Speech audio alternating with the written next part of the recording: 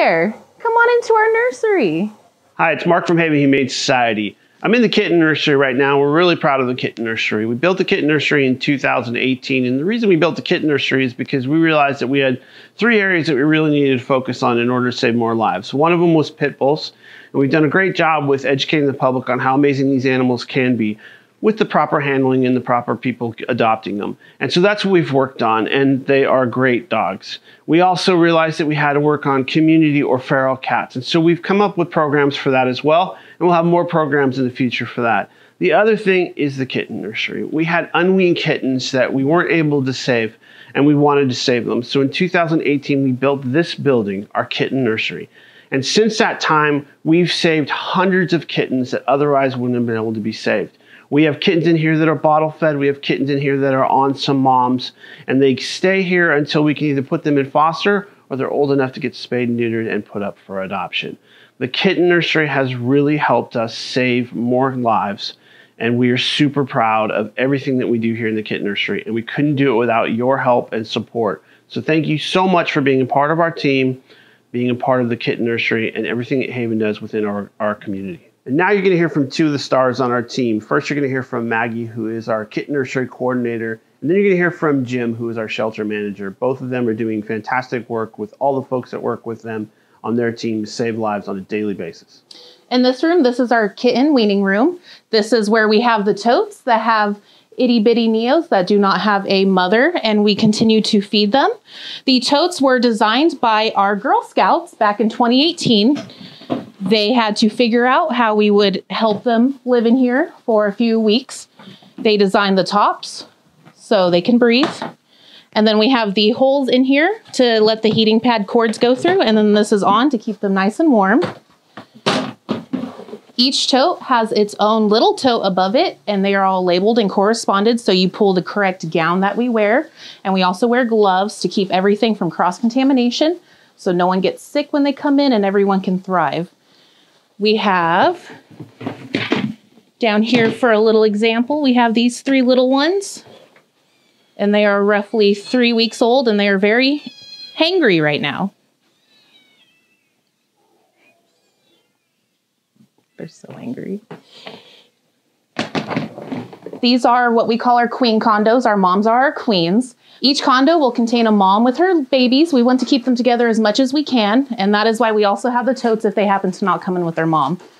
So we have, these ones have moms, and this one actually does not have a mom, but they are too small to go into our bigger room, but they are also too big for the toddler area, so they get their own condo, so we can help them start eating and litter boxing until they are big enough to be moved into the other room and vaccinated.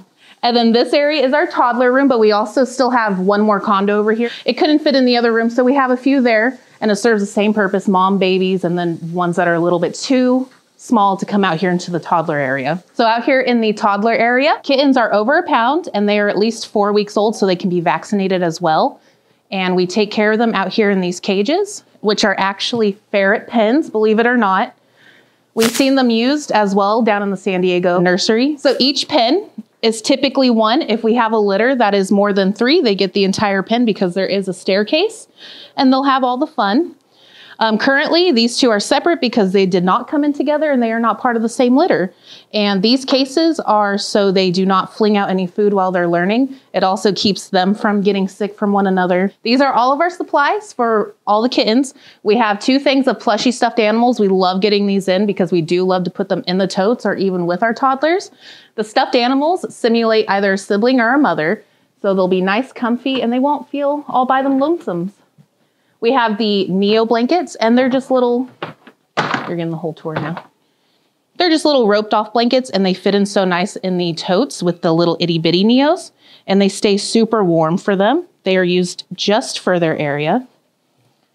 And then we also have cat mats. We lay these down for bottle feeding. And then down here we have all their cat beds.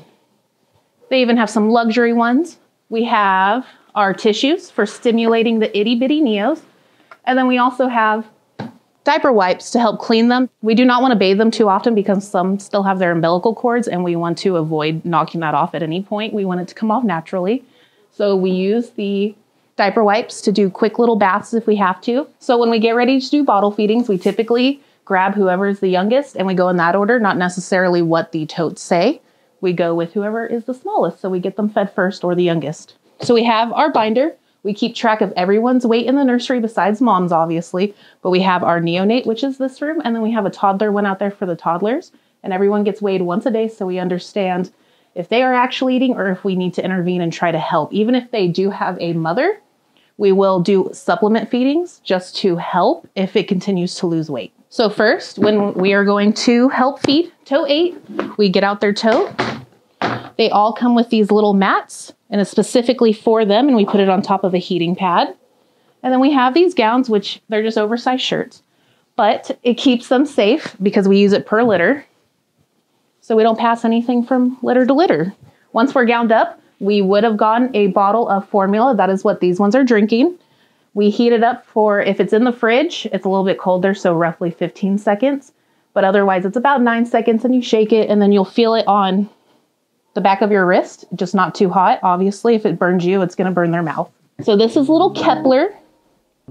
He has a collar because he has a twin, so we do collar them so we know who's who for weighing. We're just waking him up a bit so he doesn't yell at me yet. Okay, so first off, we stimulate them because we want their bellies empty, so they will eat a lot. And now we just feed him. He does get fed a specific amount because he is a little bloated for his age, so we only feed him about 10 millimeters. And he just latches right on. We just let him go. And he has definitely ate enough. We let him sit a second, and then we will try stimulating one more time before we give him some loves and put him back in the tote. And then we would close it on up,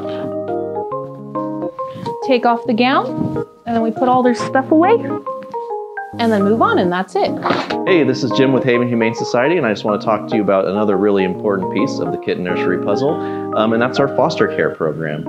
For the nursery, we're always trying to get kittens out of there as soon as possible and into a home where they can grow up getting socialized by a family and with each other.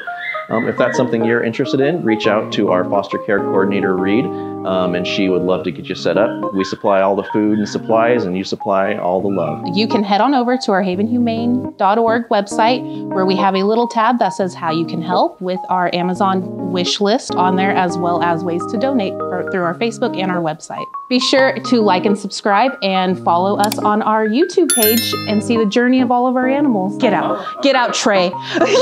Just kidding. Bye. Have a good day. Good luck. Bye.